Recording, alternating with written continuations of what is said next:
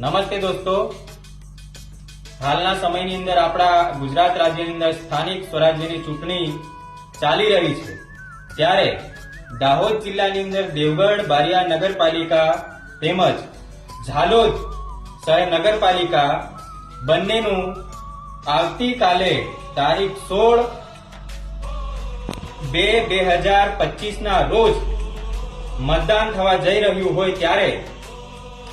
બારિયા નગરપાલિકાની જનતાને તેમજ ઝાલોદ નગરપાલિકા જનતાને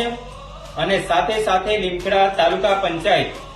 લીમખેડાની અંદર એક બાંડીબાર તાલુકા પંચાયત સીટ ખાલી પડી હતી, ત્યાંના એક માણસોને પણ હું નમ્ર વિનંતી કરવા માંગુ છું કે આવતીકાલે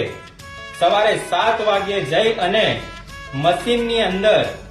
ઝાડુના નિશાનને વોટ અપાવીને